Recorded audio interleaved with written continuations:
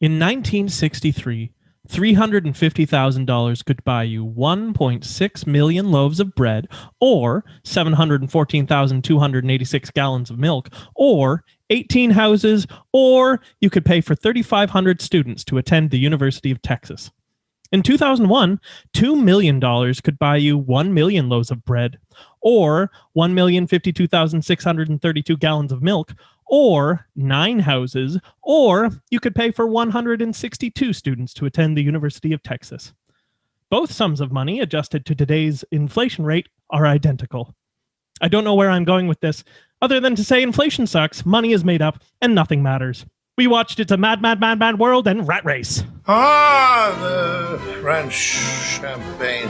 Can you tell me which members of the Reservoir Dogs you two are currently dressed as? I'm Mr. Pink.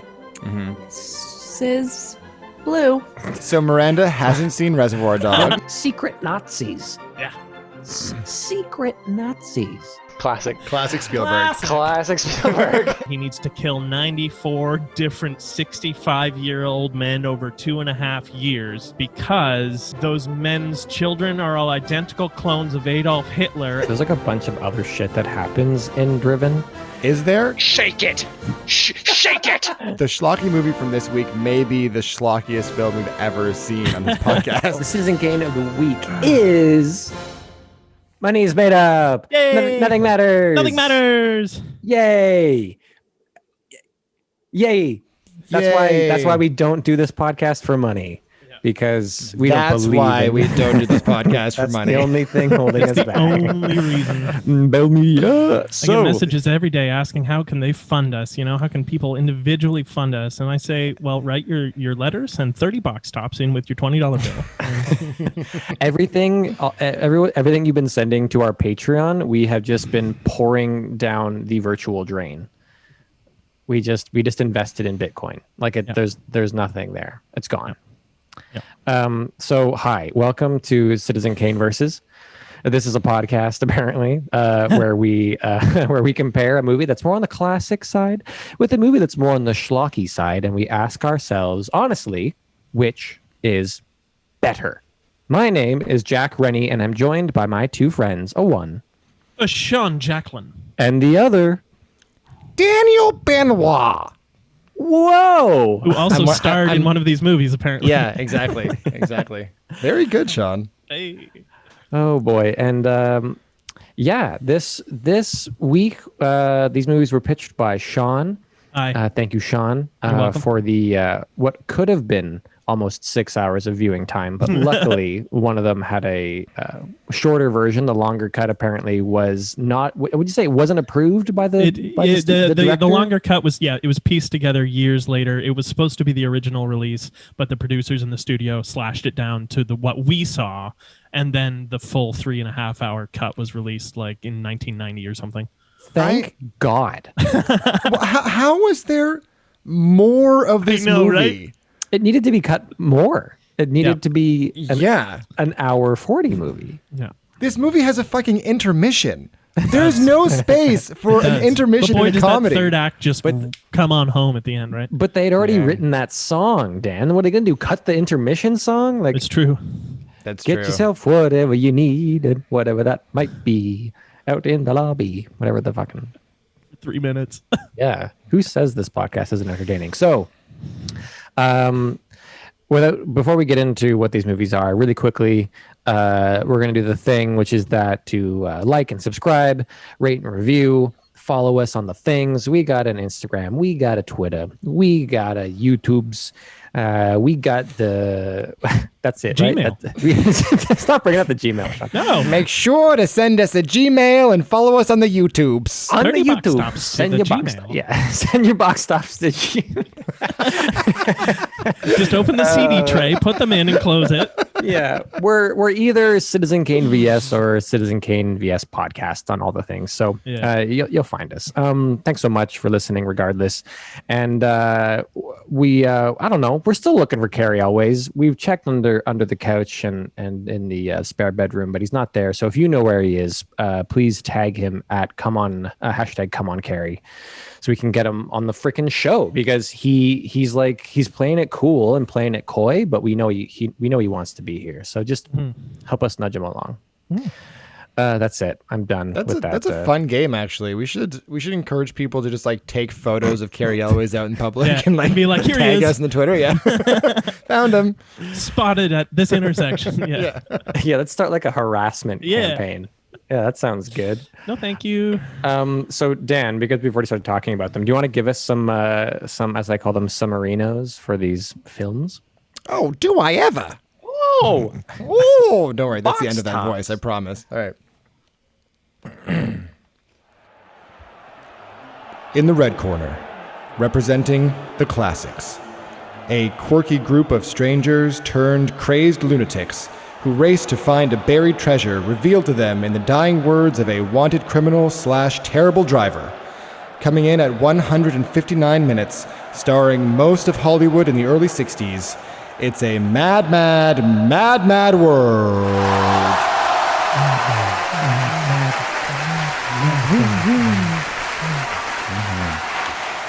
And in the blue corner, representing the schlock, a hodgepodge of greedy Vegas vacationers pit against each other in a race to New Mexico to recover a duffel bag full of cash for the entertainment of a bunch of old rich gambling addicts.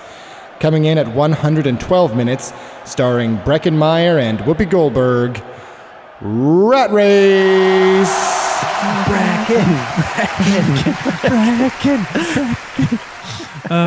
Breckenmeyer. Breckenmeyer, when's the last time you thought about him? I think he's supposed to be one of the leads of this movie. He is. Oh, absolutely. I yeah. think he is. First thing I'm gonna do, I'm gonna be a Road bit of a, Trip I'm gonna be a was bit of a- 99, I want to say, also with Amy Smart, Breckenmeyer, and Seth Green, I think, is in Road Trip. Maybe. Yeah, I was gonna make some kind of joke about like all the heartthrobs from the late '90s, but then there was like Cuba Gooding Jr. and Whoopi Goldberg and her daughter, who I don't know. They're unattractive people? You're saying they're not heartthrobs, Daniel? Not from the early '90s or the late '90s, maybe fair. early '90s. I'd say Whoopi was a Maybe heartthrob early in the early '90s. I would say there's a lot of people like Breckenmeyer is pretty adorable. He is. Maybe he might he's a resent cutie. that term. He's 5'5". I wanted to look it up because he looks like a little Yeah, man. he but looks every inch he's- of that 5'5". But yeah, he's and super handsome. I He's gotta John say. in Garfield. I think that's the last thing I Oh. remember him Is from. he John in Garfield? And there's no Oh, I other could- actor that could play John in Garfield. Yeah, that tracks. Yeah.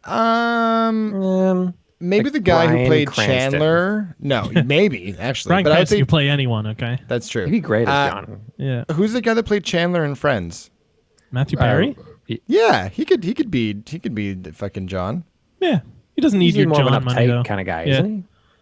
I feel like we're way off track already. Way So off track. Let's get off Garfield. Both these movies are full of people. It's, as you say, kind of a who's who of like old timey Hollywood, and it's a mad, mad, mad, mad world. And then it's like a who's that of Hollywood in like a who is that again in Rat Race? Aside from Famous. a couple like Whoopi At the Goldberg time. doing way too little for being clearly the biggest star in that movie, in my Cuba opinion. was big. Cuba was big. then. Yeah. John Cleese. John Cleese. Was John Cleese big though? Oh, yeah. John Cleese has been big since 1970. Yeah, Well, but then- not like Yeah, he's a not. Hollywood celebrity. Yeah, he's not Brad Pitt. He's not Brad Yeah. Pitt. But he's Not if you watch, soloing But movies. but neither like was Whoopi Goldberg No. in 2001. Yeah. No, but prior to she had. Sure. Meanwhile, I mean, Sid let's Caesar not in forget- 1963. I mean, you talk about a career there. I have to actually look up which one Sid Caesar was, so I know. He Yeah, was the husband of the couple that get trapped in the hardware store. That's Sid Caesar? The dentist? Okay. Yeah, yeah. Oh yeah. So these movies, they are both about people chasing a pile of money. Correct. And it's about other people getting caught up in that chase, that rat race, as it were. And it's supposed to be like quirky antics ensue. It's really supposed to be like the tone of these movies are pretty on the point with that. Like you can tell it's supposed to be like a Lucille Ball, Three Stooges-esque movie romp. Both of whom They both essentially appear in these movies. Yeah. correct. Yeah. One literally and one figuratively. Yeah. Yeah. And they do that, they do. And this is kind of the first time, Sean, you mentioned too, that these are kind of, it's a remake. It's not a remake. It's a rehashing. It's a reimagining for a new era. And Rat Race was really popular. I think I mentioned this. I saw it a bunch of times. I think my parents and parents of my friends liked it. It was a movie they thought they could put on for us, and I get that. Yeah. It's fun. Smash Mouth is in it. Smash Mouth is in it.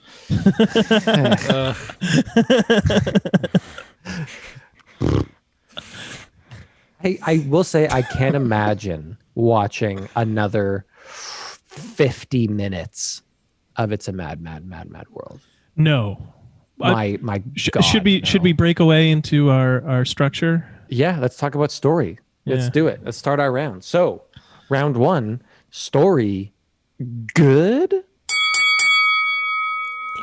I did 1 action for the bells today. Yeah. So you were saying? I was saying I can't imagine watching 50 fucking more minutes of It's a Mad World. It's for a movie that wants to be like, whoa, it's a farce. Look at all this stuff going on. It spins its wheels. Oh, constantly. Bunch, and constantly. Pun intended. Am I right? Oh, yeah. Because it's a lot of driving. A lot of driving. Yeah, I was severely let down by this film.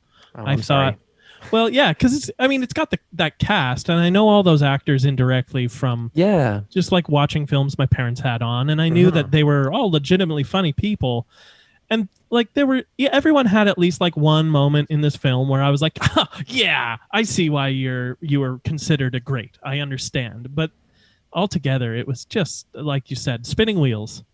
I've heard so much about Jonathan Winters and seen little bits of him and to be like, oh my God, Jonathan Winters is in this. That's so cool. And then he's the one, Dan, if you look, you're giving a constant I'm face. perplexed. Jonathan Winters is like an inspiration to Robin Williams, mentored Robin Williams, this great kind of comedian / character creator, improviser. And he was the guy who played the delivery guy, the guy who had the truck full of furniture. The one who had the rivalry with the guy with the glasses, Yeah. who like kidnaps a little boy halfway through the movie. Correct. No, that's the other guy. Phil Silvers. The Phil rival. Silver is the rival. rival. Right. Yes, the rival does kidnap a boy for a while. Jonathan Winters beats up 2 gas station attendants and destroys an entire fucking gas station. Yeah. I you know what? There was I obviously, like you two, had my issues with this movie, but I thought he was a shining light in this film. Yeah. Yeah, I mean, he is one of the better parts for sure. Well, he also, like, if they had made the movie more about him and shaved like an hour off this film, it would be a tight comedy, I think. Yeah. Well, I think to your point there, if what Rat Race did and what to me kind of lifted the story a little bit, and what Mad World didn't do was they didn't give us a protagonist. They gave us a whole bunch of people that are all not likable in any way, shape, or form, and then threw terrible things at them so we could laugh at these bad people having bad things happen to them. But there was no one. Scream. And you almost get there with the police chief when you're kind of rooting for him to steal the money and run away, but then it gets sinister and kind of dark and weird at the end. And you don't like anyone at all. Yeah. I only caught on to what was going on with the police chief right near the end, where they set up this plot that the police are kind of letting these people act and drive really dangerously all across the country, essentially, because they're like, like, look at them go. But we find out the captain actually wants the money because he just found out that his pension was they weren't. He wanted more pension, and he wasn't going to get it politically through the mayor because the mayor hates the cops. So, and then his life was falling apart, so he decided to take the money. He was going to flee to Tijuana, Mexico. That the shot, they taught us that he looked at Mexico on the map, and music from Mexico gently played underneath as he gave a longing stare. I thought that was hilarious. And so he becomes the kind of villain, sort of. or just like I don't know. It's certainly a false weird. protagonist, because you do sympathize with him when his daughter's running away and his wife's on the phone screaming at the two of them, and he's not getting the pension that hasn't been raised since 1930, and but then he just goes insane because it's a mad world. Right. I kind of disagree. I think that if I had to choose any chunk of this movie to shave out to make it a tighter film, it would be anything involving that cop. Anytime they cut away to that cop, the momentum of the entire movie slowed right down, and I fucking stopped caring. Yep. Yeah, correct. I understand. And I agree with that, because where Rat Race succeeded is they had a much better, much funnier driving premise. Mm-hmm. Where is that it's initiated by a sort of an eccentric, right? Isn't that what John Cleese even says? I can do anything I want. I'm eccentric. Like he's like, and that makes it make more sense. Whereas like the police not really being a part of it, and whatever, is just kind of dumb. And as you say, it kills momentum. I had to look it up after, because I didn't really. The first scene happens so fast that I wasn't able to pick up on the introduction and the what was launching the story. And in which movie, sorry? In Mad World. Okay. So the guy that crashed had escaped police custody, and they knew he knew where the money was. Yeah. So they were letting these idiots free because they knew that they would find the money for the cops. Correct. But I don't understand why they were going to arrest all of the people that were involved, because to their knowledge, they were not doing anything wrong. They were just going for some money. Yeah. I thought about this, but I wondered if it was because in the hunt for the money, they ended up breaking countless crimes. They'd each, I mean, the truck driver damaged a ton of property, they attempted murder, they stole a bunch of vehicles, child abduction. Cars off the road, child abduction. Assault. Massive damage to private property. Yeah.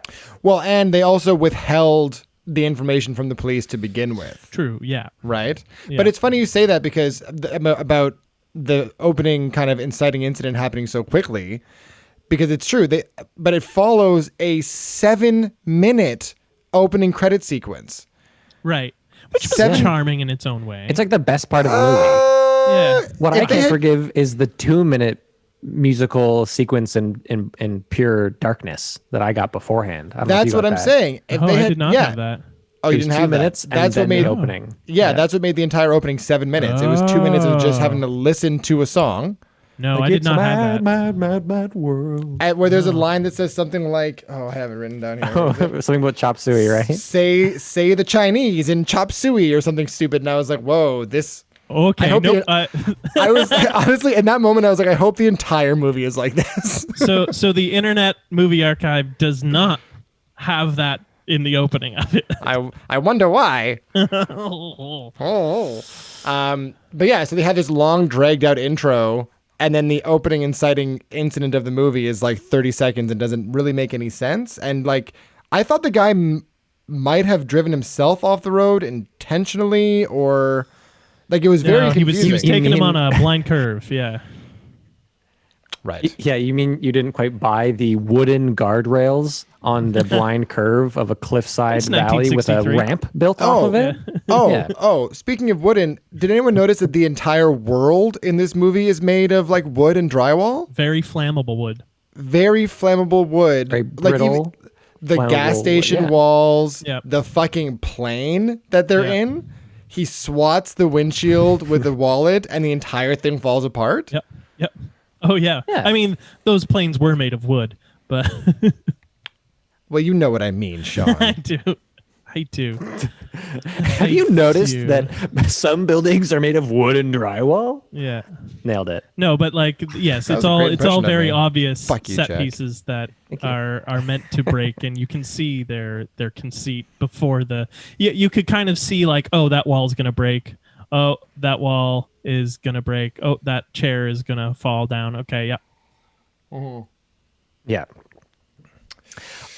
One thing I wanna make sure we address, and I think we can kind of address this with both these movies together in different ways. Whereas I feel like, well, maybe more it's Mad World. So they have this thing where this old guy either accidentally or on purpose ramps off the highway to his death. Has kind of a funny death sequence. It's not bad. Yeah. He literally kicks a bucket and, whatever. Haha. And he tells them about this money and they all go to get it. And then there's this, again, it's kind of fun too. The scene where they're trying to negotiate how many shares everyone gets. Yeah, and the one guy is dividing it up into 7, Yeah, and they've broken it 17 into like 13 versions, different shares for 6 people. depending on who went down, how many people, Who's in the whether or not car. you're in a car. Yeah, who's in the car? And then so you had 2 people in the car, 1 person down, and you came down, and you all this different stuff. So you get 8 of the 17, all this different stuff. It was quite fun, and it kind of clicked. So the Mad World thing. Not to put the spin on it, y'all. So is this movie like pro-capitalism, anti-socialism? I don't think it has this any idea that- commentary on that. but it sure has it. Where like they can't agree to just share the money. Sure. So it's every Greed, man yeah. for himself, which is both of these movies. So it's like the greed, every man for himself has to go get it, and that's the dream, I think. Yeah. I don't know. But one thing they can all agree on is that they all hate women. It's true. They all vehemently hate every single woman that is on screen. Oh yeah, they yell at them to please stop talking. Yeah, old most bag. scenes. Yeah. To be fair, I mean that's how I felt about that the mother-in-law The character. mother-in-law? Ethel Merman? Oh. Is that Ethel Merman? Ethel Merman? That's Ethel Merman.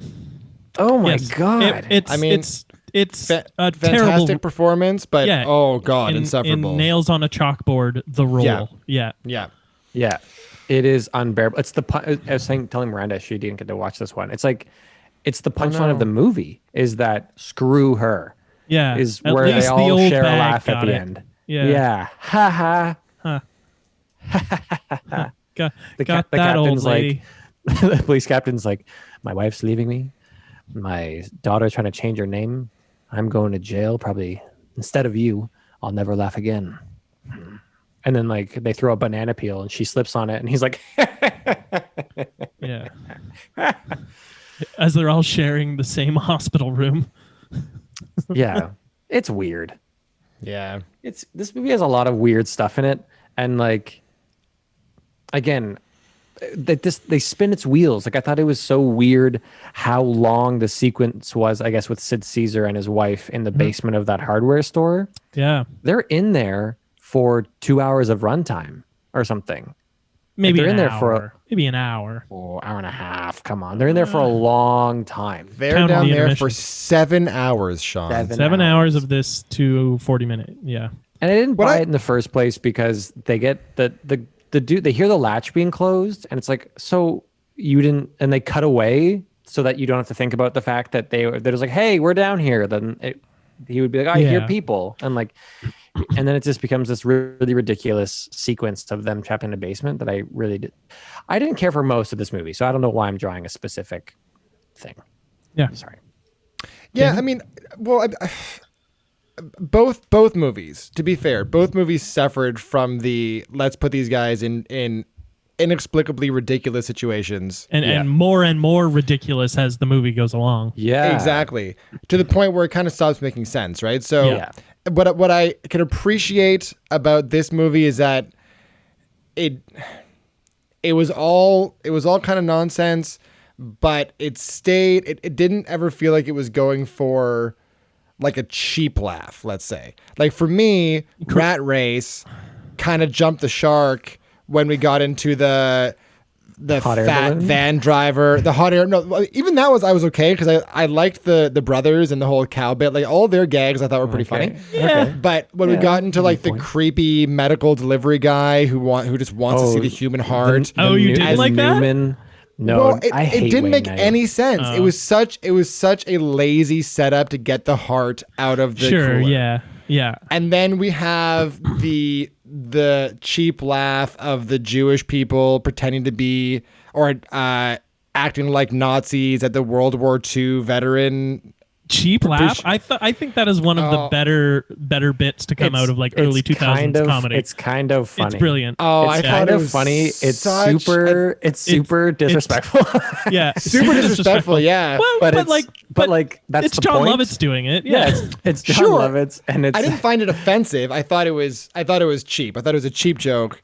it takes like 4 scenes to build that joke though. yeah.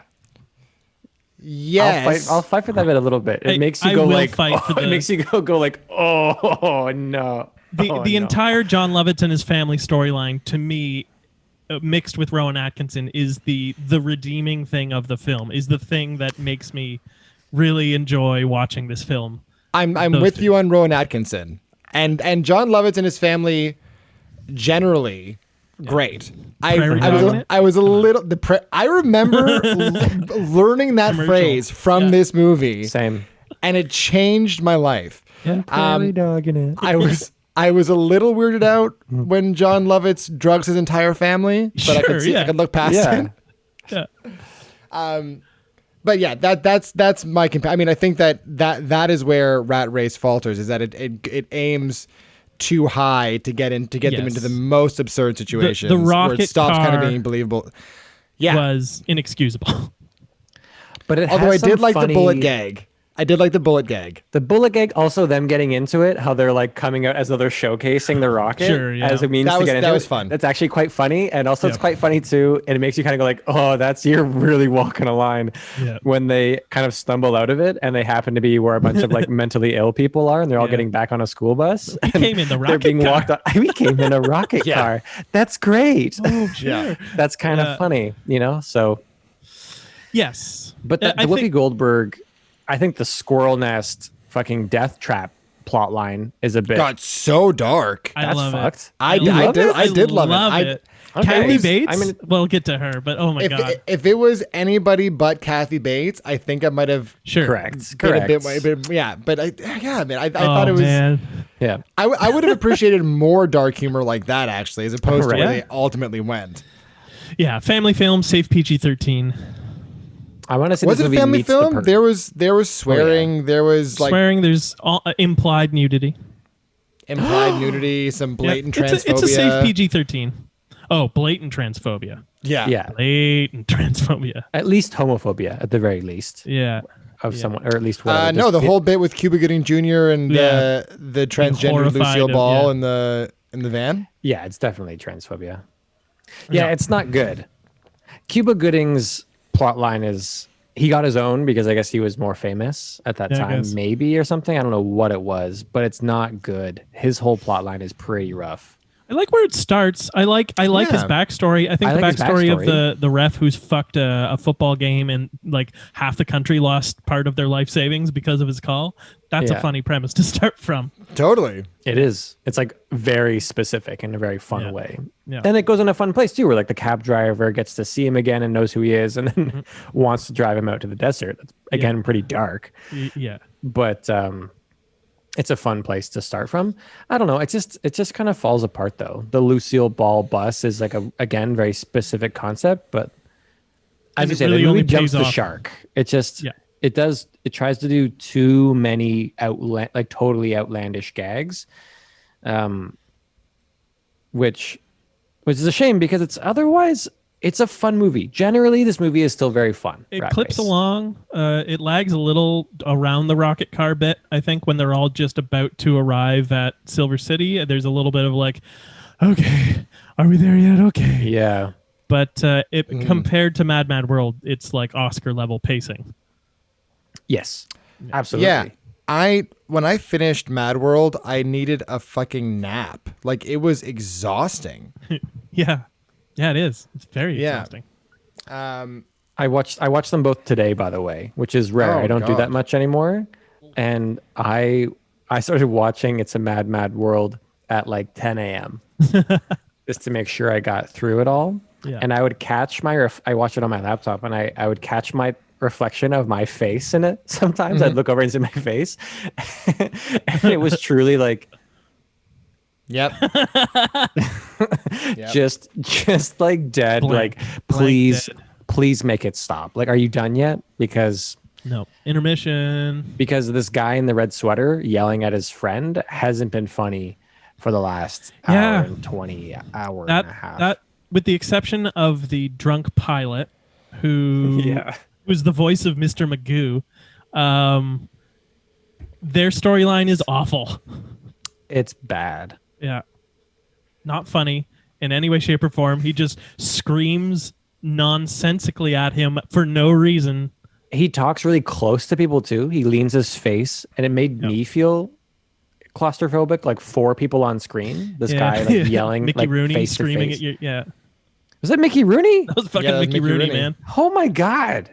Yeah, man. Everyone's in this film. Everyone who used to be a celebrity sucks. The Three Stooges show up for their little fireman cameo, which probably would have been really funny if I was as connected to the Three Stooges as I am to say. Like something Rowan must have been Atkinson. cut, right? From the movie. Yeah, tons were cut. Tons was But I cut. mean, like the Three Stooges must have had more than just their faces being shown. Well, I don't know, I because feel, Buster I feel like Keaton's that in was it probably as well. it. Isn't Buster Keaton though? He's the guy who is in the car with the child abductor. No, right? he's the garage guy that the police chief brings the car to. He's gonna hide the car in his garage after he steals the money. He's only in it. I think his like maybe what? Who maybe I are missed they? that Is his part. only line or something. doesn't do and they all anything. come down, and just before they all get on the road and chase each other again to the final fireman ladder scene. Right. Yeah, I wouldn't imagine there'd be more of the Three Stooges in this movie. They look pretty they're all beat pretty up. old. Yeah, I don't know if they'd have much to really do at this point, or at that point, I guess. It just feels weird that they would be in the movie and not do some sort of small Three True, Stooges yeah. bit. And if Well- they're just as firemen, I imagine they must have filmed something. I think the intention was like, oh no, these 3 are the firemen, so like it's not going to be a good outcome for this storyline because we know how buffoonish they are. Smash cut to guy and his wife trapped in the hardware store. When did the smash Three cut. Stooges come off the air? They were early 50s? No, They were black and white, Their right? movies were like the 30s, so they were performing from like probably the 1910s through to the 40s and 50s, I would imagine. Oh, okay. Because my note is, I wonder if that cameo was a big deal when the movie must came have out. been. It must have been, right? Like people Yeah. must have seen that and been like, oh. Like I wouldn't be shocked if that was the last on-screen appearance of all 3 Stooges. I wouldn't Yeah, be they shocked. look fucking terrible. So On their wiki, Ooh. it says years active 1922 to 1970. oh my god. And they Yeah. all lived that long? I guess they all lived that long. Oh, fantastic. I don't know what that means. Wow. Years active though. That probably means they appeared on shit like this. On shows, game shows, shit like that. Yeah. Right. Shit, different shit. Different maybe. shit. Yeah. God bless them. One little side B story that I do want to talk about that I thought was a really fun, clever addition was like the coked out brother-in-law. Yes. My Yeah, he favorite was part of supposed the to be film. on drugs, right? Yeah, he was. Yeah. He was not Yeah. bad. Every time Yeah. when she's phoning him and it's just him and that lady dancing in their underwear together, not paying any attention to anything. I loved it. I thought that It was the funniest kind of thing. brilliant. Yeah. Doing the twist so hard you don't notice your phone ringing. I was like, Yeah. this guy has it figured out. Oh, for Yeah. sure. Yeah. I thought he was like- so fucking funny. It's Yeah. great. I was kind of bummed that he entered the story. If I'm being honest, I wanted it to just be that, like, and then they just Yeah. let it go. And it's like we couldn't get a hold of him. He's like, that's hilarious. Yeah. And I thought, I but I was liked so him annoyed by crying all the way to his Yes. mom a little bit. That was kind of funny. Like, Yeah. Mom, Yeah. like that was. They do what they do to you, Mom. I'm coming. Drives the whole wrong way. After that, whatever. But that opening sequence was great. Yeah. What were you going to say, Daniel? I was going to say, I found myself getting so frustrated by every new addition to the story, how every single person these people came in contact with figured out that they were after something valuable and decided to like tag along. Yep. Mainly the taxi drivers who were just like, what's up Yeah. with those two? That woman had paint on a dress and that fucking shovel. They're for sure after something. And then, you know what I mean? Like just every Yep. single new person, I was like, come on, we don't need any of this. Nope. And that's the only the one cab driver I think is the only person of color except for the family of color that gets run off the right. road and has all of their household belongings destroyed. Yeah. Yeah. Why? Why? Yeah. I'll give a shout out to, and I mentioned how the core premise is stronger in Rat Race, and it's stronger throughout. It's, to be honest, my favorite part of the movie is the old guys gambling. It is pretty consistently funny because every time we cut back to them, we see either as the scene or in the background of the phone call with John Cleese or whatever, that they are continuously betting on everything they can, from his assistant eating a chocolate from a big box of chocolates and then betting on what flavor it is, to how long maids can hang on to the That was funny. to the curtain rods. And then also the best one is when he has his assistant give a very, what's the description for the prostitute? We're gonna get naked, we're gonna put on naked. sailor hats, Get in a tub full of Pepto-Bismol. full of Pepto-Bismol. Yeah. I'm gonna clip your toenails and you shave my buttocks. Yeah. And then she For says, $4,000. and then she's like, that'll be 3,000. And then they all come out from different parts of the room like, who had 3,000? Yeah. Like that is great. That Apparently is there- a very funny bit. in my There were a whole bunch more they filmed, including playing Monopoly with real money. Yeah. Like, Yeah. Even when they're flying out to meet them at the Smash Mouth concert, they're like flying wonkily to bet which one will throw up first. That was my Yeah. favorite. That was your favorite? To see who would barf first. I thought Who it had was Mr. so funny. Kamichi? I did. Dave Thomas says the assistant who John Cleese introduces as unfortunately having been born without a personality is that's 2 weeks in a row we've had an SCTV alumni. We had Joe Flaherty last time and Dave Thomas this time. Right, So right. I'd like let's keep that going. Let's keep that going, Jack. Next week, John Candy. Yeah. John Candy. All right. You got it. Who's the character? Is it SCTV where he plays that guy plays the really like stereotypical Canadian Doug into something? The Hosers. Yeah, that's SCTV. The Hosers? That's Okay. Dave Thomas and Joe Flaherty. Pretty Right. sure. Okay. Yeah. It's not. They're fun. It's not Rick Moranis. Oh, No. it is Rick Moranis. Yeah. No, Yeah. my apologies. Yeah. You are hereby banished from Canada. That's fair. That's fair. Yeah. So overall, I feel like we've kind of said it. Like these movies are a bunch of little stories. Yeah. It's really, there's a core premise, and then everyone goes off on their own tangents, and they meet up at the end. The meetup at the end, luckily for Rat Race, is pretty tight. Like it's pretty Yeah. short. Has a resolution. Yeah, it has a resolution. The one for Rat Race or for Mad Mad World goes on forever. They're running around that park. Like there are 40 minutes left when they get to the big W. Yeah. Because then they have to go on a road chase again. Yeah. And then that ladder Oh. scene was Oh. just exhausting. I was like, please Yeah. let them die. Yeah. They all- should yeah. have all died. Yeah. I'm glad Yeah, they all they ended up at least in hospital. Yeah.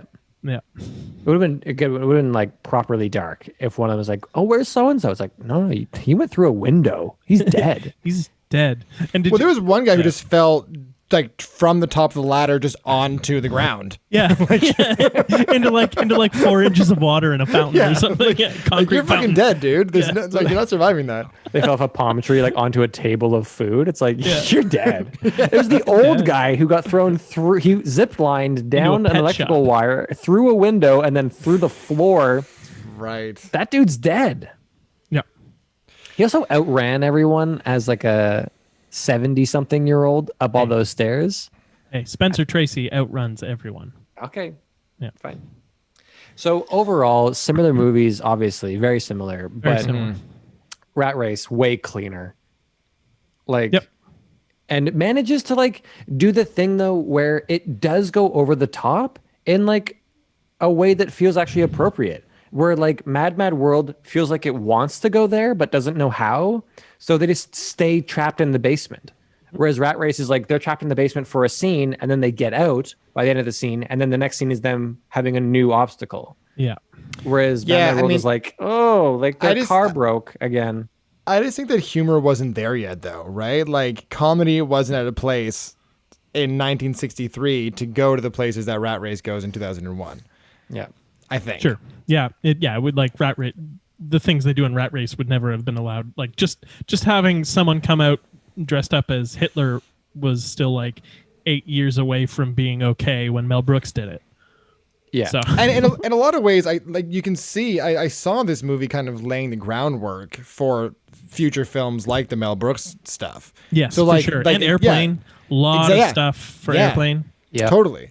My last story note.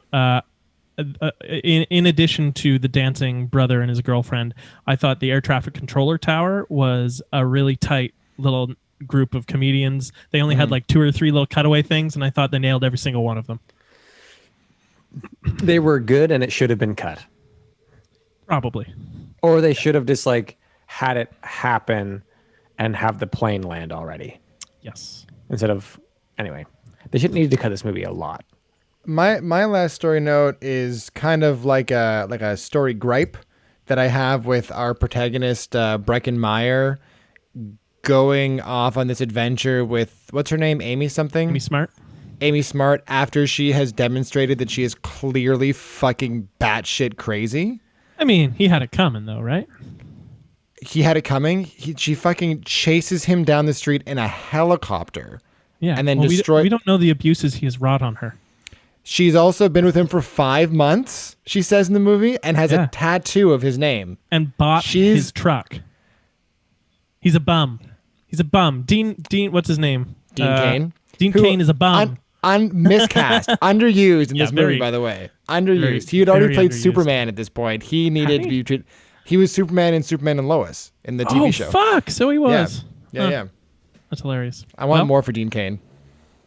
More for Dean Cain.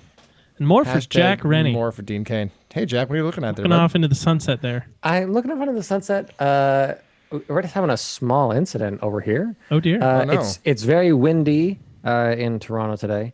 So we have some kind of furniture out on the balcony. Well, and stuff is blowing over. Well, because we can it's so take windy. looks. You go batten down the hatches and we'll start looks, shall we? Or are you good? My only story gripe is that that people probably were uproariously laughing throughout Mad World back in the 60s, and I was kind of like, you bastards. That was it. Probably would have been funny then. Yeah. Yep. All right. Okay. With that. End of round. Looks good. I'll be back in a second. All right. Looks good. Daniel, what are your thoughts on looks? I actually surprisingly enjoyed the look of It's a Mad World. I am inclined to agree with you there, good sir. Yeah. I thought that it was I'm always skeptical when it comes to these really old movies. I maybe haven't seen enough of them to fully appreciate the quality, the visual quality of them. But I thought that the visual gags in this, just like the general kind of lighting and composition of the film, I thought was actually quite beautiful for a lot of it. But I also thought that they had some really good visual gags in this film that were a lot of fun. Yeah. Like I thought the ladder scene, exhausting and horribly choreographed, but looked kind of fun. I don't know. I thought it looked like a bunch of little model people stuck to a model fire truck. For sure, and that's what it was. But it was the 60s, and how else are you going to do that? I don't know. But Godzilla had come out prior to this, and they did better model effects than Godzilla was in black and white, though. You can hide a lot in black and white. That is true. That is true. I also think that if that scene in the movie had come at minute 93 instead of 247, you might appreciate it a bit more. If they had cut out all of the trimmed all the fat in this movie and just kept it to those tight visual gags they had, I think it would have been 1,000 times better, because the jokes, the visual comedy was actually pretty good. All the stuff with the gas station, I thought it was absurd, but I loved it. Yeah, when they're chasing him around the car and he rips the door off. But then he picks the door rack up, puts it in the car, and drives away. I thought that was hilarious. Yeah. Yeah. I guess we probably should have talked about in story how that guy is just fucking superhuman. Phil Silvers, or Was that his name? The delivery guy, the truck driver. Delivery guy. Yeah, I guess so. I think He he's has just filled fucking with rage, Hulk-like right? strength. He's Yeah, ripping doors off cars, He's a blasting. big fella. Yeah, I guess he fucking ripped the pillar out of a fucking house. Yeah. He's a big fella. Okay, yes. Sure. Okay, that explains it. I think that is the root of the humor in that. It's like he's big, so he's gonna break things. Yeah, I guess. And you know what? I was on board for it. It didn't bother me at all. And I thought it was. I wanted more of him just generally. I thought that guy was a good kind of pillar of the movie. But which guy? I'm back. But we were just saying Daniel enjoyed the looks of then the visual comedy in Mad Mad World, and I was saying I'm inclined to agree. I honestly think the visual comedy might be a bit better in Rat Race, but on Mad Mad World still, this is maybe the third one we've come across from this era where it's a film where the cinematographer and the director are openly and verbally saying that they're struggling with the medium because they're getting new widescreen cameras and new technology to shoot wider and wider and wider and wider shots so that we can get more in a frame. And all of these people are going like, what do we need to put in this frame? We need to put the action focus point and maybe something else happening. We don't need all of that space, but the studio's being like, no, put wider screens. We need wider things so that we can have more gimmicks to have in the movie theater. And I thought this movie actually did suffer from being shot in whatever like super wide format it was because it was hard to focus. Well, I did notice that, like, even with the cinema bars at the top and bottom of the film, it was really, really thin. Like they took a lot off the top and bottom, so it's just a very like narrow strip of film. Initially, I'd read they were toying with a new camera system where you actually had 3 cameras and it like they had a machine that spliced them all together to create one cell of film. What? But like it's 3 being jammed into one to create a wider I guess aspect to the shot, and they ditched it after a few weeks because it was so just fucking impossible to use. Well, that sounds interesting ridiculous. though. I it sounds so expensive. It does sound so expensive. Yeah. Yeah, I didn't really notice that at all. I didn't think this movie struggled to keep the frames visually interesting. I thought that it never really pulled my focus at all. I just thought it was crowded. I thought, especially in more claustrophobic scenes like the basement, like the gas station, there's just a lot of set dressing going on that I don't need to care about, and it's pulling focus away from the thing I need to care about. Fair, yeah. No. See, I guess I always just liken that kind of thing to the fact that if it's an older movie, you just shoot everything in a wide, right? Because you have a limited amount of film, so you just get as much as you can in each shot. Yeah, comedy lives in the wide. Also true. Yeah. Also true. You can't go too tight in this movie. Jack, how do you feel? I will say, regardless of how it was shot and if it was too much, and it did go for too long. It was funny for the first couple moments, and then it was like, oh, you really want to like drive this home. That gas station brawl was pretty fun. Yeah.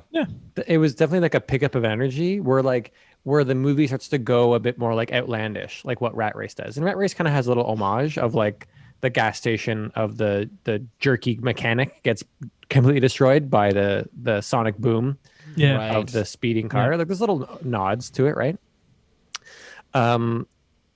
But it was kind of fun. And then again, this goes on too long, but I did enjoy it because it was just this shock of energy and of something different visually that wasn't just people driving and screaming at each other a bunch.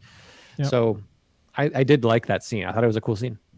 And stunts wise, I think Mad World was phenomenally executed. The stunt team, the drivers driving those 4 vehicles, including the giant moving truck down those winding Californian roads at the beginning. They're not going super fast, but they're going fast. Or observing the lanes in any way. Yeah, in any way. Right? Ever in any of these movies. There's a couple cool like stunt driving things too, where like the captain and 2 cop cars all pull up from different places and pull up together. That was cool. And like neat little things that I was like, oh, you didn't have to do that, but you Choreography. took the time to make that for Did. us. Thank you. The plane stunts Yeah. were done by a veteran stunt guy, and I read that there's the scene where he like flies through a billboard. Yeah. I was like, did they do that? So they flew a plane through a billboard. And the billboard was made of a material that they didn't realize they were using. They thought they were using a much lighter material for the billboard. So when the plane flies through the billboard, he is effectively flying a broken machine at that point. And the stuntman says it's the closest he's ever come to dying doing a stunt because the wings were starting to strip away after he went through it, and he had to like emergency land it. Yeah. Because that's one of the things that I Holy noted shit. that I was like, there's a couple moments in this movie that I was like, exactly that. Like, did they just do that? That looks like they had to do it by doing it. Yeah. Oh, yeah. Yeah. But it was supposed to be like styrofoam, right? Or something much lighter and much more destructible. And whoops. Whoopsie. Yeah. It was also wood. Yeah. Wood. Flammable wood. Oh my God. I feel like there was something else that they did, but that was maybe the main one. And also they flew it underneath something, right? They flew it through a hangar. a Yeah. hangar. Yeah. Like, Yeah. so that was like Cool. real stunts. And like, again, Rat Race kind of had these kind of homages to it where they had the helicopter sequence with Amy Yeah. Smart, Which isn't well shot at which all. is well shot. And it's like real. It's not well shot. Oh, it's not well shot? I don't mean, think so. I don't know. It's Yeah. it's fine. I did kind of enjoy that sequence, is why. I guess Sure. I'm Yeah, biased. it's just choppy. It's really choppily edited. Ah, choppy. I see what you Choppy, did there. choppy chopper. That's the kind of comedy people stick around to this point in the podcast for. That's what they're waiting for, is loose puns. Anyway. Oh so my God! Speaking of puns, sorry, I have to yeah. interject quickly. Yeah, take it away. When Rowan Atkinson's character first walks into the room, and he's like, "I'm Enrico. I know what you're thinking. That's usually a girl's name. No pun intended." He's like, "What? How is that a What pun?" fun. I wasn't thinking that. Fantastic.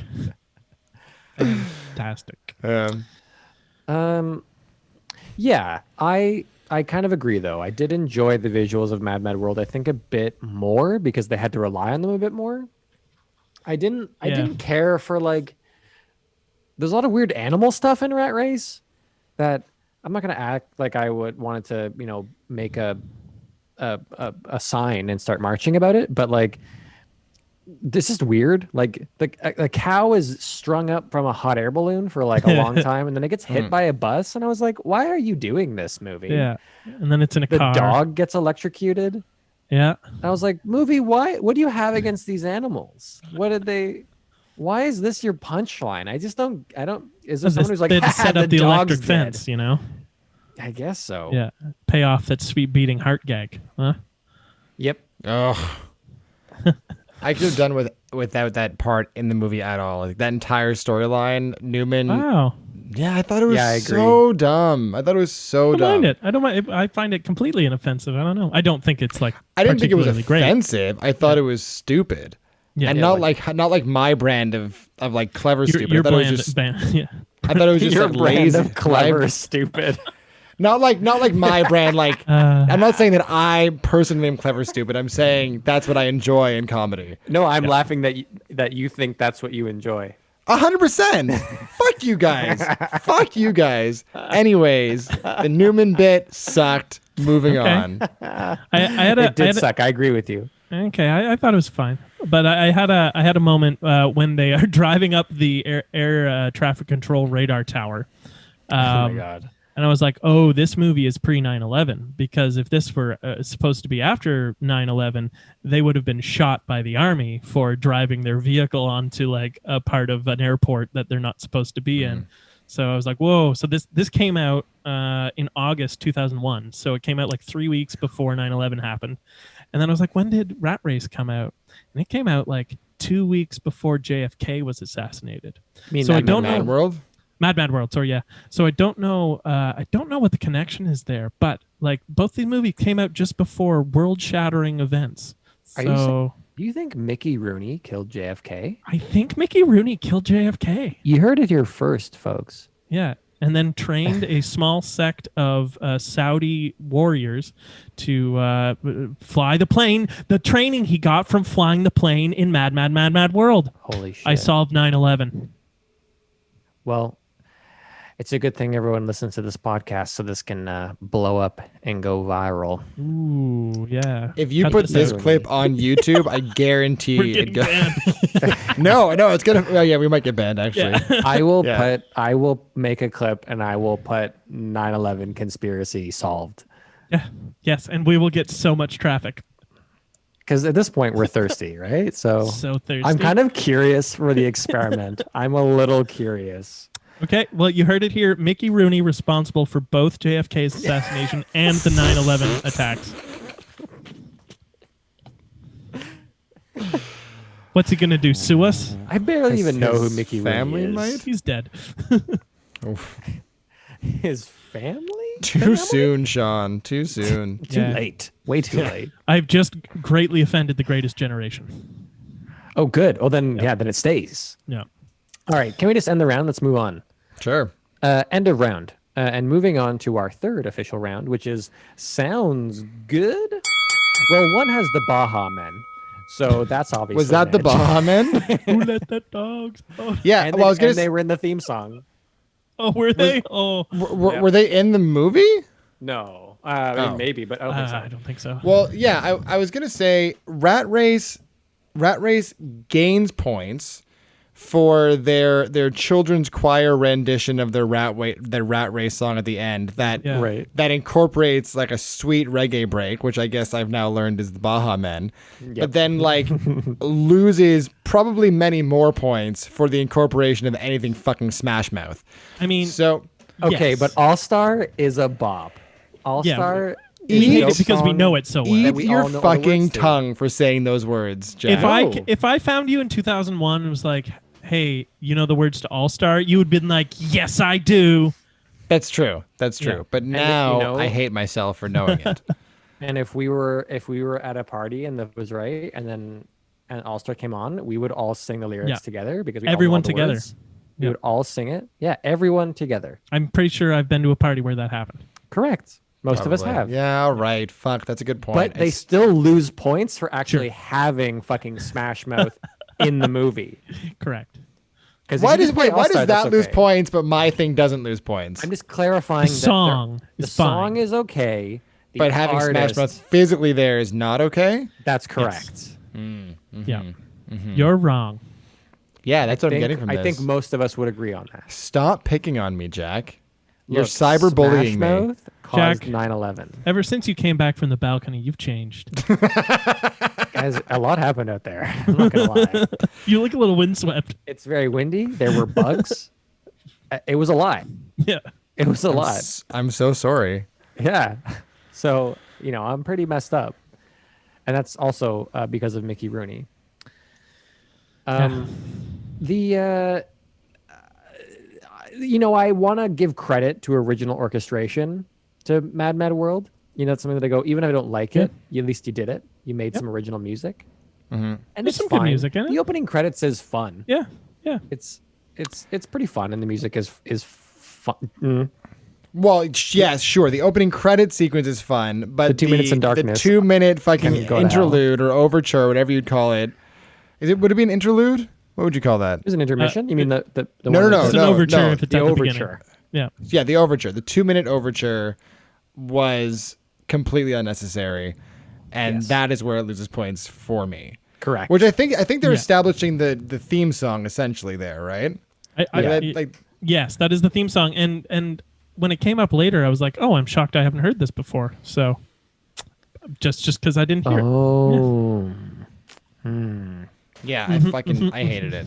you missed the best part of the I movie, actually Tom. thought something was wrong with my computer. when it Yeah, was I happening. checked the screen a few times, and I was like, maybe my stream is broken, or maybe this is a dumb overture they put over a black screen. Second one. Stupid movie. And then they're like, now the credits begin for 5 more minutes. But then even then, the credits start with like just a blank green screen with I think no sound for like 30 seconds. And I'm like, oh, my computer's about to explode. That's what's happening right now. The same experience. Oh man. Oh, I'm so sorry that I traumatized you like that. Oof. That's okay. It was really hard, Sean. You'll It was get like over being it. out on the balcony all over again. I bet. Jesus. I still had more fun than MVP 2, so don't worry about it. Yeah, that's true. I actually don't know if that's true. Actually, I don't know if that's true. I don't know if that's true. It was a hard watch. It was. I went and got groceries partway through. Like, Did you really? I did, really. Took I a was like, I have pause. to do that. You know? Yeah. There was an intermission, so it was like, do it. It was like, go do something else. I dare you. And I was like, dare taken. I'm gonna go get groceries. Yeah. So Rat Race, yes, loses points for having Smash Mouth appear, but Rat Race also has an original score that underscores a lot of the film in around the more popular music that they chose for their epic Right. moments. Kind of the Dennis the Menace-esque sounds. Yeah, and go stuff. rum, bum, bum, Yeah, bum, I was trying to put my finger on like what the actual. Yeah. Yeah. Which is very simple, but I think it actually supported a lot of the comedy and just gave it gave the scenes a backbone for the actors to do some work under. Totally. Yep. And they I had agree. some kitschy stuff in there too, like the I forget what it's from, but when the car is being pulled up the antenna, the satellite tower, it's that like slowly increasing music from some, again, I forget what opera or whatever it's from. Oh yeah. And do they play when she's in the helicopter? Do they have, or did I just think they were gonna have Ride of Valkyries? Yeah, I don't think They they, did. Though. might. It felt like it was gonna come, but it didn't. should I have. think Yeah. would have been good. Yeah. Yeah. I didn't like all the people screaming all the time. I'll say that as No. a sound note in Mad Mad World. Nope. Rat Race says it too. Like the brother with the tongue piercing screams a lot. That's kind of because he can't speak. Yeah. That joke But- gets old. That gets old. Yeah. Yeah. But every character is screaming their lines at each other in Mad Mad World for again like 2 hours 40 minutes from what we watched. Yeah. Oh, is it draining? Yeah. Like oh my goodness. I- And I- like a lot of it towards women telling them to be quiet. Yeah. Well, that's because I think that Ethel Merman literally yells every single line. Yes. Yeah. And was written to do that for Yeah. sure. For sure. And like, but oof. Oof. Yeah. Oof, indeed. Which I will say was a nice contrast with her daughter who like barely spoke. Yeah. I wish the character had more. I'm not saying that she should have been quiet. What I'm saying is the volume yeah. contrast was nice. It was a nice contrast. and the soft-spoken son-in-law too, I suppose, until he gets carried off with that damn Brit, who has, you know, Oh, his the lovely Brit. like incel speech when he's driving in the car, where he's talking about how you American men are effeminate mops and like the women have Yeah. totally destroyed society, and you're He like, kept- But then part of it is funny though, where he's like, you have this preposterous preoccupation with bosoms. yes, yeah. I feel like he if- lands it, but If the women in your country stopped wearing brassieres, your entire economy would collapse. yes, which is a true statement, but the is road kind of to funny. it But the was a road little to it- like, we should not let this man drive cars. Correct. Yeah. He was like, your mother tells you what to do. Yeah. You're a Dreadful. sissy pants. Oh, I thought sound. the preposterous preoccupation with bosoms was funny. Yes, that was a top line. It saved that little moment. It's butts now. If they wanted to remake this movie, it'd have to be butts, asses, Yes, thick. which is it's wild. Just by the way, it's like shoehorn. Butts are wild. Yeah, like I like butts, but like the thirst that exists for butts of the grandest grand. The grandest, yeah. It's something. People really, really like butts. It's true. I like butts. I really like butts. Okay, so that's kind of proving my point. I like butts. Yeah, no, I'm and I- agreeing with you. I'm saying it's cannot a lie, big so- problem. I have a lot of issues. Is that to why you work were through. late for the podcast today? Yes, it was actually.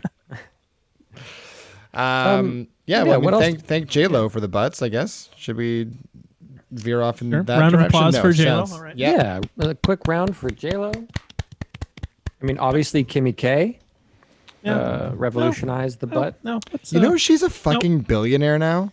Yep. Let's not talk about her. That doesn't Let's- surprise me. Yeah. Just Yep. makes me Money sad. is made up. True. But both these Doesn't mean movies I don't did want that, it. where they did the thing where it's like the every man for himself, every person for themselves, American thing. It's like I don't know if these movies would be funny in other countries. Well, Yeah. If they would be laughing at Americans. I Yes. think. But Correct. But here's the thing, though. So, Mad World just blatantly does that. They have this scene where they all try to like handle it diplomatically, and it results with them literally saying, "All right, then screw you guys. With every man for himself. I'll beat you there first," or whatever. Yeah. In Rat Race, they all make the same agreement to go there to get, they agree to not do it at all. They all agree that they're it's like, like I'm not going to do it. but the way they handle it, it's actually a lot more true to human behavior, because they see one guy veer off and suddenly it's that risk of like, oh no, I might be missing out on this now. Now I have to go in case he's onto it and I'm not. You know what I mean? So it isn't like a capitalist thing. It's just like a human curiosity thing that drives them forward, right? Which I appreciated. I agree totally. Yeah. End of round. Yeah. Sure, end of round. Like, screw you, sound. Yeah, fuck you, sound. Yeah.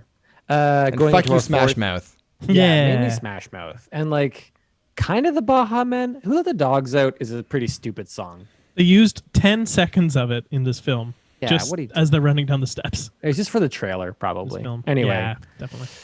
end of round. Okay, moving into our fourth official round, which is acts good. And it's a good thing because we have like 40 actors to talk about. Oh God. Sorry, I Yeah. didn't leave room for the bell. Just put it over me That's- talking. Yeah, I don't know That's what I'm fine. going to do for the image for this episode. It might be a rehash of the New Year's Eve thing where there's like the body is just covered in heads. That's funny. It should just be a bag of money and a bag of money. $2 million and $350,000. Exactly. Acting. Yeah, where do we start with acting on this? I liked the cokehead brother-in-law. Fantastic. I thought he was actually fantastic. Yep. Jonathan Winters has some moments. I think he's in the right movie. Jonathan Winters, which one is he again? He's the one who the started delivery driving guy. the delivery. Oh guy. yeah, Yep. yes, yeah. He's great. Phil Silvers awesome. is doing Phil Silvers, which is all you can ever ask Phil Silvers to do. I don't know who he is, but I agree. He's the guy who he gets driven into the river by the boy. Oh yeah. He's fun. I wish he wasn't in the movie, but he did fine. Yeah, you could cut him. Except then you wouldn't have the great Simpsons scene where Bart's. Why? Oh, good you, Kurt. Yeah. Damn you, Oh kid. right. Yeah. Yeah, we could have still lost him. Ethel Merman nailed it with the worst Yeah. character of all time. Yes. But And her son-in-law, the meek kind of sheepish guy. Milton Yeah. Berle. Yeah. Yeah, he was like in that 60s kind of style of acting, but I still bought into his character. Yeah. Yeah, I warmed up to him. I thought he was fine. Lieutenant Colonel Hawthorne, the English guy, he did the thing. Yeah. Again, probably a Yeah. character that could be cut, I would imagine. Yeah. Yeah. Yeah, these movies both kind of make the mistake of thinking then like, oh, then other people get wrapped up in it too, and it's like, I think you should have just left it as the key 8 people. Like that's enough. Although does Rat Race do that? Rat Race only involves the one extra guy from the key cutting shop, and he's. Oh no, Yeah. I'm wrong and, about that. and the assistant and the hooker. Amy Smart. And Amy Smart. Right at the very end. Oh yeah, Amy Smart, but she's in it from like the beginning. She's in it Yeah, from she's like at the jump. airport. Like that would have Yeah. been like the one you keep. Yes, Right. because you need Right. that. You need the heart of the story, which is her and Brecken, Yeah. who Her are and doing fine. They do fine in that film. Yeah, I like Amy Smart and Brecken. Yeah, Amy Smart was one of those actors who was like super popular for a bit, and then just somehow didn't go. Yeah, it's like the Tara Reid thing, where she was like Yeah, the cute, she's like hot blonde who did a lot Yeah. of like teen fun comedy movies, and then suddenly no one gave a shit. Well, she Yeah. she She did a aged bit out of that more. bracket. Yeah. Yeah. Right. She did some like a bit more legit stuff, but She was in the Crank films. right, she's in Crank. That's right. She did that Ooh. Ryan Gosling one too. The The Notebook, yeah. Friends, whatever. Breaker No. High. Breaker High. Yeah, Oh, definitely. not Gosling. Ryan Reynolds. Ryan Reynolds. Oh, Sorry, okay. that I was movie. wondering why you were confused by Breaker High. One of the Like, Canadian Ryans. One of the dreamy Canadian Ryans. One of the Canadian Ryans. We got a bunch. yeah. Whoopi's great. I thought Whoopi was awesome. I think that. Whoopi's fine. No, I thought Whoopi was one of the more lovable. Sure, but She has for some what good she. moments. Yeah, I thought she was one of the more likable characters in that movie, hands down. Her daughter doesn't really get to do anything. No, daughter sucked, but she's a lot of fun. And Kathy Bates. steals that chunk of the movie. Yep. With her squirrel voices. Yeah. Does she have an Oscar? She's got a for Misery. Not that they maybe, I matter don't in know. any way, but I No. mean, I think that she deserves some kind of recognition. All the Oscars, every Oscar for Kathy Bates from now From on. Waterboy? Yeah. Did she get an Well, Oscar yeah, for Waterboy? definitely. Even Waterboy. that, she's amazing in Playing Waterboy. foosball with your friends. She's good in everything. Oh, she's so good. Rowan I remember that Atkinson forever. stealing Oh, our hearts Owen. once again. He's so good. The moment he walks in, the movie changed. Yes. I went from like, okay, I'm having fun to I'm in. Let's do this. Let's have But a they wacky use his time. character so brilliantly because they introduce him, he infuses this kind of new energy, and then they just abandon him for a while, and they know Yeah. exactly when to bring him back He in. has narcolepsy and he falls He has asleep. narcolepsy, but then they reintroduce him at the right time when the movie Yeah. starts to kind of lull. You bring him back, and suddenly you're excited about the movie again. Yeah. And I think it's so funny. The point where he's fucking molesting the baby on the train. I made a note of like, did we need that though? I don't think we did. Yeah. I thought that was- I think it was clever. I mean, did you stupid. just hear the words that you said though? Yes, I Okay. did. Okay, just making Because sure. he wasn't actually molesting the baby, guys. Yeah, no, he was looking for his keys. Yeah, exactly. It's I called think I found physical it. comedy. Yeah. So I'm small. touching it. Yeah, I'm touching it. yeah. You're telling me it's okay, not it's funny. funny? It's Yeah, no, it's a okay. funny scene. It's a funny It's- scene. Yeah. Thank you. Okay. Yeah, okay. John Cleese was actually really good. John Cleese Uh, is great. He's really good. His like big laughs and everything are quite Yeah. insane. His teeth, He's the his false teeth they've got yeah, into. Oh my god. Dave You know Thomas. who wasn't Dave great? Thomas. Who? Cuba Gooding Jr. I thought he was fine. I thought he was fucking awful. That opening scene with him at the bar where he mistakes the bartender for a man. He is doing some fucking cartoon acting in that scene. It is so bad. Right. Well, yeah, that's a badly written scene too. Yeah. That's where Jerry Zucker's like Sure. weird misogyny and transphobia all like bubbles into one little moment. Yeah. Yeah. He probably got the worst storyline. Yeah. I don't know. disagree. I think it's the best premise. I think it's the best. Starting he point. has Best what's starting that? point. Good starting point. Yeah. Good starting point. Yeah, maybe the whole shit with I the wish it had Lucy's on the affected bus. him because Yeah. it didn't really affect him past getting abandoned in the desert, right? That should have been he his was an whole inter- thing. Right. Yeah. His whole, and Everywhere there he goes, there people are shouldn't like, have been the bus of Lucy. The Lucys. As much as I enjoy Lucille Ball and her comedy, I did not need a bus full of them. That's Yep. for sure. Maybe two scenes on the bus. Like, whatever. Nah, maybe. Eh. Who else is in this? There's Seth Green. Who and I his thought- brother. Was doing a very reserved and good performance in this film. Kinda, right? Seth Green can act, guys. Yeah. He's This is- a legitimate actor. This is Yeah. like right before he did Without a Paddle, right? Or whatever it is. Oh yeah, Without a Paddle. Yeah, that's a great. Oh, I like Remember that film. movie? Yeah. Remember seeing that with, some goyles in high school or something? No, that's not my story. No. Remember watching it in your basement alone? Yes. Yeah. Yeah. There we are. Yeah. Pretty fun, right? Yeah, I agree. He kind of pulls a pretty like grounded thing into this. Yeah, right from the start when they're doing the elevator thing or the escalator trick to scam the casino, I was like, oh, here's Seth Green. This is going to be over the top, and he's the straight man of the comedy duo, and Yeah. I was like, okay. Leading into What? the kind of funny Gloria Allred cameos. Yeah. I'm Gloria Allred, famous lawyer. I Shit, saw Gloria everything. Allred. I'll be right down. Your neck looks terrible. Oh, they're gonna pay for this. Who is she? Is she somebody? She's a Yes. famous lawyer. Famous, Oh, she's actually a lawyer. yes, yeah, She's yeah. a real lawyer. Oh, Famous okay. for at least one case in particular. I don't know what because it predates me, but Yeah. yeah, big social Yeah. figure lawyer. Women's Oh, rights okay. cases, that kind of thing. women's rights, Yeah. stuff like that. That makes sense because when it's she right first there. came on screen, I was horrified with what she was doing. Like that, it was so bad. That's Gloria Yes. Allred. Yeah, that's the comedy though. Yeah. Yeah. Meanwhile, the other one we jumped out of Mad World. There were still yeah. 49 other actors to go through. I think whatever. Spencer Tracy was a sad, tired man. I don't know any of their names, so who Police is that? chief. Oh Police chief. yeah. I sympathized with him. I thought his scenes were like well acted, but they were just not in the right movie. Kind of, right? I just fucking didn't need him. I thought the core group of people in this movie, with the exception of Mickey Rooney, were actually all a lot of fun, but it got so bloated. Yeah. And then I just lost track of who was who and suddenly didn't give a shit about anybody. You'll recognize the other cab driver as he's Peter Falk, the grandfather in Princess Bride. Right. Wow.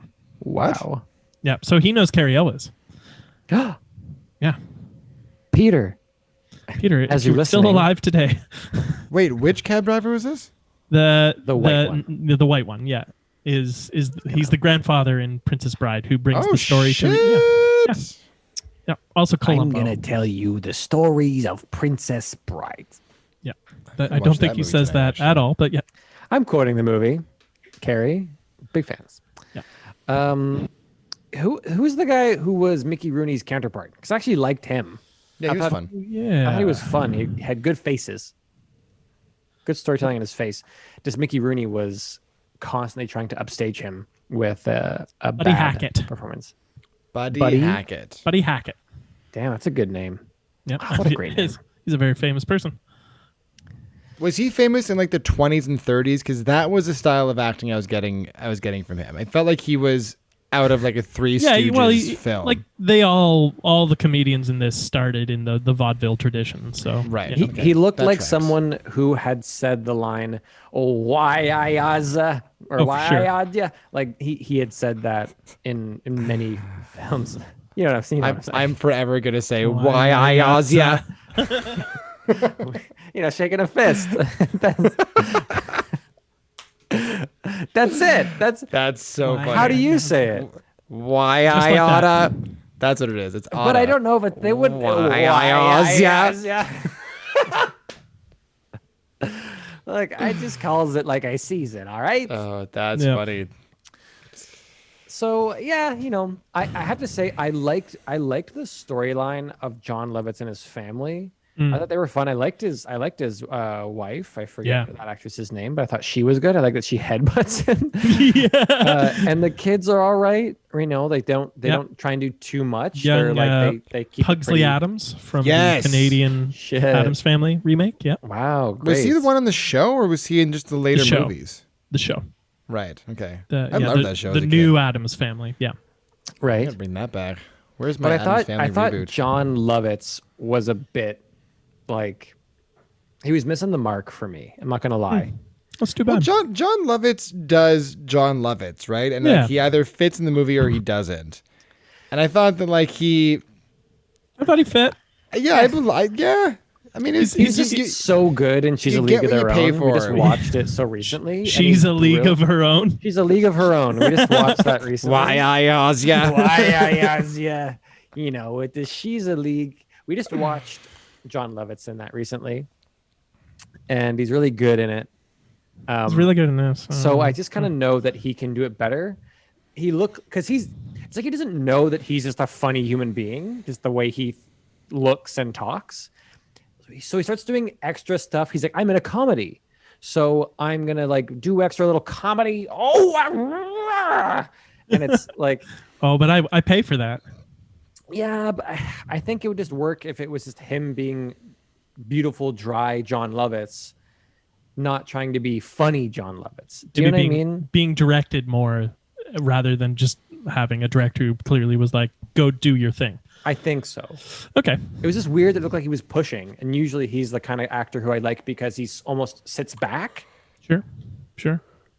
and that's kind of the appeal. Anyway, so I didn't like it that much actually. I found him a bit like here and there all the time. Sorry.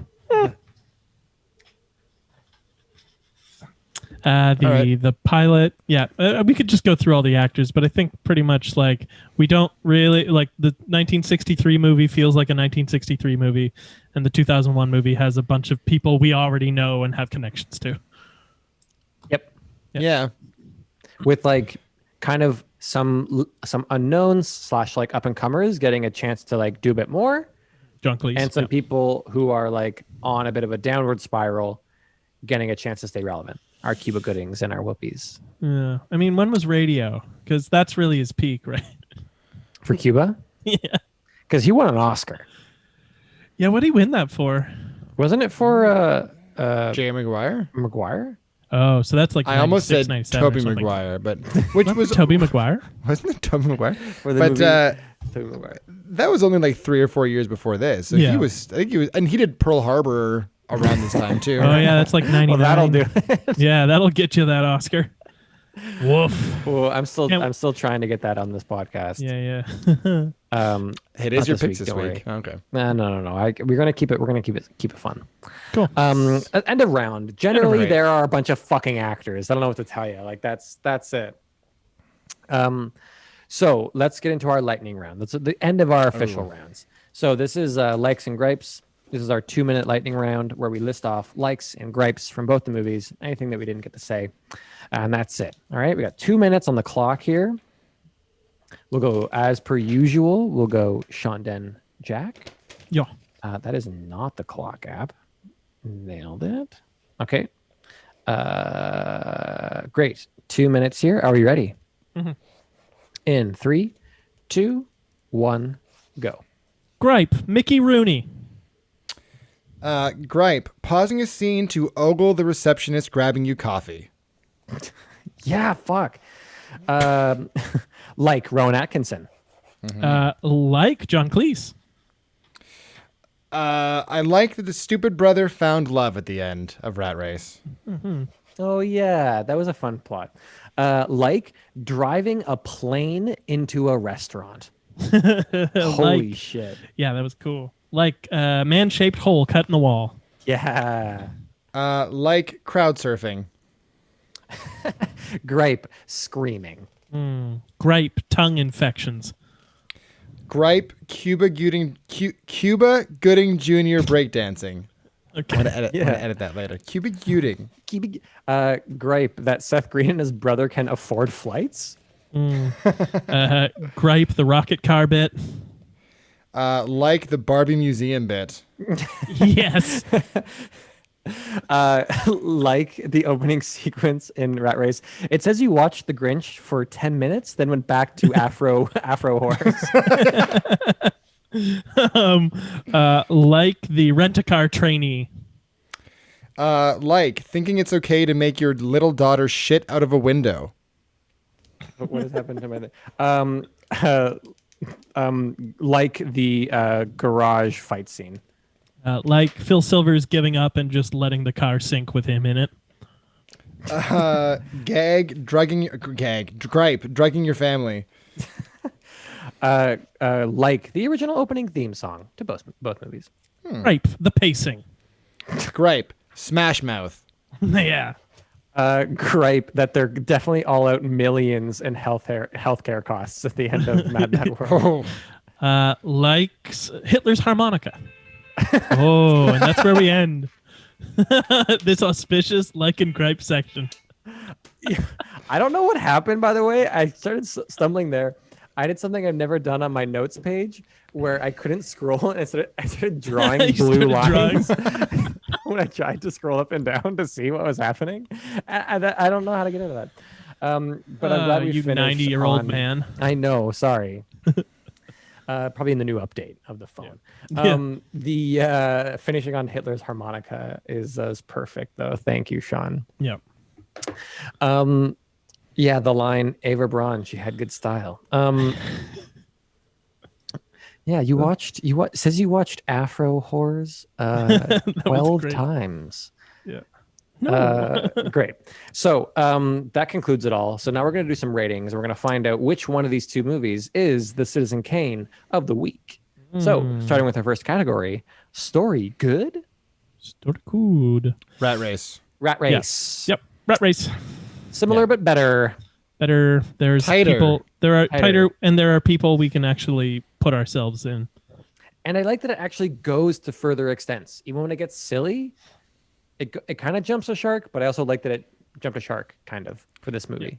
if that makes Well, and it sense. also takes time to establish its characters. You know a little bit about each person before they get to the launching point, the springboard, right? Yeah. Which is important, I think. Totally. Rat Race. Boom. Boom, Rat Race. Looks good. Yeah. It's tough.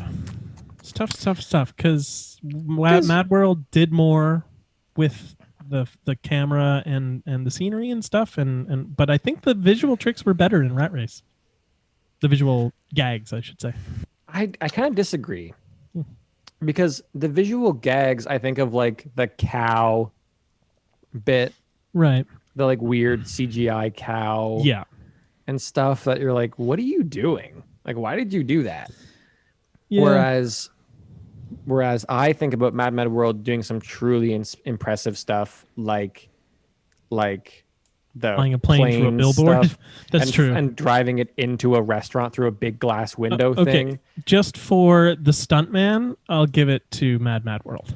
But I also love Amy Smart throwing wrenches onto the dude's truck from her helicopter and screaming as she does it because that's funny. I did like that quite a bit. Oh, you know what? Rat Race loses my vote just for that scene. I hated that scene Really? so much. Yeah, I thought that You scene was triggered? so stupid. I thought it's a bad look Am I for her, triggered? but I thought it was kind of funny. I thought it was a really good way to establish one of your main characters as a fucking nutcase. Correct. From that point, yeah, from that yeah. point on, I couldn't get behind her at all. Yeah, So she's I was supposed to be the antithesis to Breckenmeyer's character. She's supposed to have no reserve and be total creature of emotion. I have a really sharp fucking booger in my nose right now. Oh, Oh yeah, it hurts. Anyway, sorry, Okay. continue. thanks. Or is that Breckenmeyer up in there? Yeah. Ooh. Um, Okay, Jack. I think I give it to Mad World. Just there's more effort. I think more conceited effort. Fair. Fair. So the point goes to Mad World. Mad World Mad World. Mad World. sounds good. Also tough.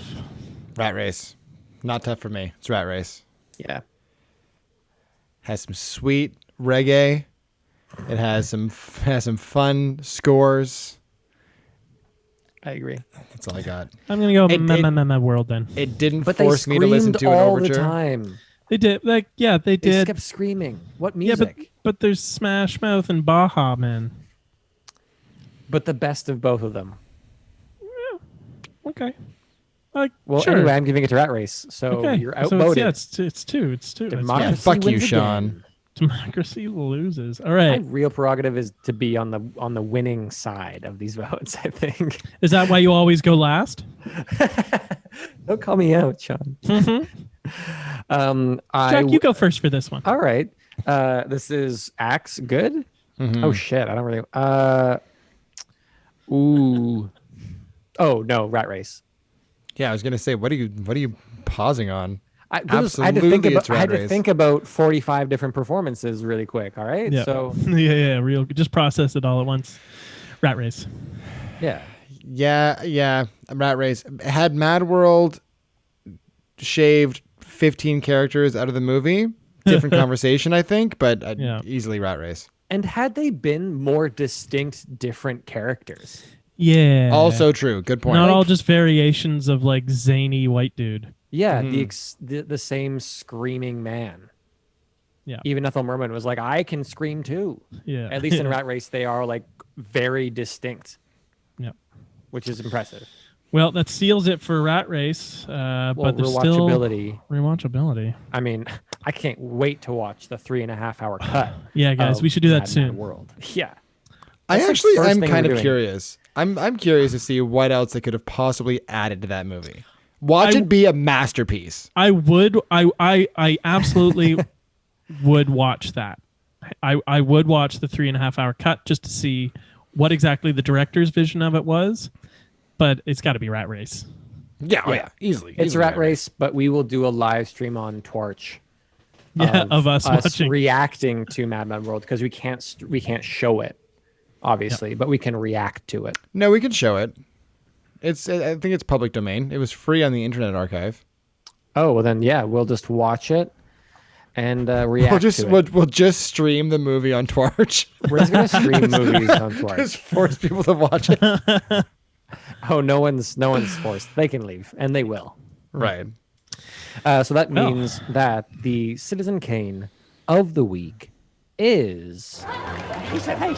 He said hate. He said hate. Rat Race.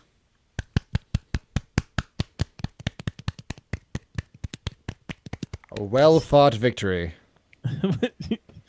Yeah. Yeah, well done. It's way better. Look, It is. I'm glad Mad Mad World got a point because it is. There's lots of stuff in there that you can be like neat. Yeah. But I didn't have a really good time. if It's you just want so to, long. if you want to see what comedy was in that era, it's a good movie to watch and just be like, okay, that. It's so weird how comedy doesn't age. Right? It's- What do you mean? It's so weird. But yes and no, because there are still some routines from like the 30s, 40s, 50s from some of those very same actors that are timeless and will always be funny. Kind of. But they're kind absolutely. of funny as museum pieces. Like Who's on Third or whatever isn't really funny anymore. It's neat. And we go, I think if we saw it performed well, it would be funny. And not by whoever did it at the talent show, you know? I don't know. I Yeah. truly I don't Yeah. think so.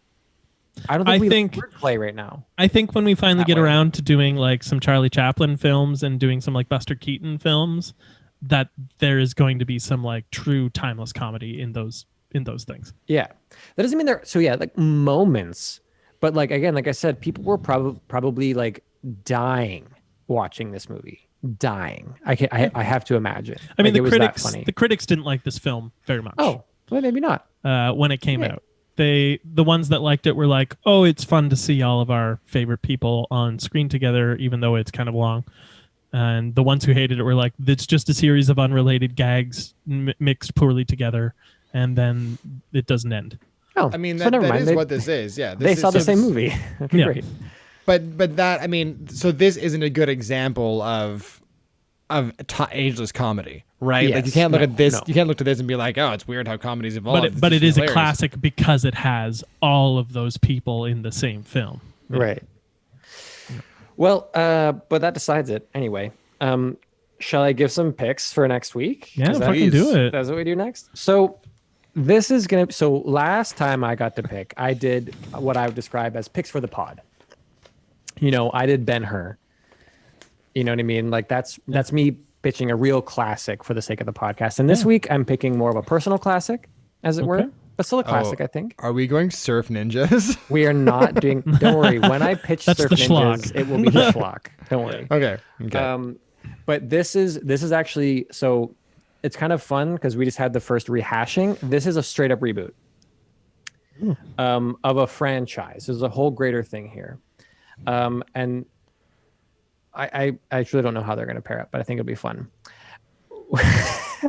We are going to watch for next no. podcast the 1990 film. What? 1990. Teenage Mutant Ninja Turtles. Oh my! Are you sure we're not going surf ninjas here? I'm positive. And we are going to watch the 2014 No, reboot The Michael Bay one? by I hate Michael Michael Bay. Bay. I hate Oh, Michael I'm Bay. so down. Teenage I'm Mutant Ninja Turtles. So fucking down, Jack. I know you are. Oh You no! gotta watch the 1990 Teenage Mutant Ninja Turtles. I've never seen that one. I never watched. I wasn't a Ninja Turtle fan. Oh, but Yeah. I'm Oh, really I mean, so interested to hear how yeah. you think about that movie because I like lived and breathed that movie as a kid. Fair. I saw it once fucking like years ago as a kid. I don't remember any of it, but I do know that I'm going to love it. And The I did try 1990s to one? watch, I did try to watch the Michael Bay one, which I think they just called TMNT. Yeah, And, TMNT is how we'll They're differentiate. aliens, right? Or they're, What? Yeah, I think they're aliens in the Michael Bay one. Oh, fucking, I don't know, Yeah. maybe. But all I know is that I made it like a quarter of the way through. Yeah, So, and that's me. So I've ne- that's you. Gods of Egypt is playing behind you right now. Yeah. I fucking wish, man. Gods of Egypt is an amazing movie. I've never seen the Michael Bay one, but I also Megan know Fox? that 1990s one. Sorry, what now? I said it has Megan Fox. Has Megan Fox in it. Yeah, so watch out. I don't think the 1990s one is going to hold up in a lot of ways, but I think it's also going to hold up in some pretty interesting ways. Sure. So we'll see. It's a kind of it's a kids episode. So no Love it. swearing So next episode. Get your kids out and listen to the pod. Everyone, Adam, Adam, get your for kids you. for this one. This Yeah, is just for you. Get your 1-year-old and Yeah. Watch both Teenage Mutant Ninja Turtle movies. I don't know that that TMNT is a kids movie. no, I don't know that the 1990s one is that much either. It's also kind of dark. You're Yeah, gonna yeah. see. I'm I'm so pretty excited. sure. Yeah. I'm so excited. There's a full existential crisis in that movie. Good. Yeah. They're teenage Ninja Turtles that live in the sewers. So anyway, I'm Didn't excited. fucking Uncle Phil from Fresh Prince play Shredder? No, he voices Shredder in the cartoon. Maybe, some- yeah. Something? No, it's a Japanese guy. Ah. Do you know there's a early 90s TV show that can only be a ripoff of Teenage Mutant Ninja Turtles? I think it's called like Pizza Samurai Cats or something. Samurai Pizza Cats? Samurai Pizza Cats, that's it. Dan's like, of course. Yeah. Of course. You don't know what Samurai Pizza Cats I is? did not, and I was like, when was that released? Early 90s? Okay, I know what you're doing there. We see you. Yeah. So yeah, next week, Teenage Mutant Ninja Turtles versus TMNT. That's the pairing. We're very sorry, but No, these No, are like fun movies. I know. This is, I just hate Michael Bay. that's gonna be the fun of it. I can't wait for Dan to be like, "Yay, Michael Bay," and for you to be like, "No," And for me to be like, there's no subtlety in his filmmaking. I'm also not a big fan of Michael Bay, but I do Yeah. love easy watching films. So let's do it. But didn't he do The Rock? Yeah. Yeah, The Rock is good though. With Sean Isn't it? Connery? Yeah. But that that like was Nick like Cage. that was like pre-Bayhem. That's early Bay. Michael Bay. Yeah. Bayhem. Like Pearl Harbor is where Michael Bay starts, He's right? also Pearl Harbor. He's Pearl Harbor. The Rock versus Pearl Harbor. That's a classic schlock matchup Ooh, from that's 2 coming. years apart. That's just so you know, dedicated listeners of the pod. That's coming soon. That's coming. I want that. Okay. So All right. I'm teasing that one. All right, we're just riffing. So So bye. tune in next week for the next episode. We love you, all citizens. Kane, I think, is the name of our fans, right? Citizen Idiot. Yeah, yeah. I like Citizens Kane. Citizens Kane. Did you say Citizen Idiots? Citizen Idiots, I think is a better one. I think that's rude. I don't think we should call Kind our of a fans mouthful. idiots. Sorry, Adam. I like dumb motherfuckers. What Yeah. Stupid motherfuckers. And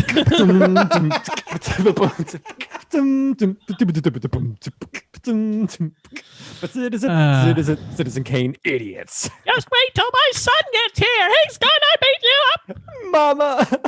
Mama, what'd they do?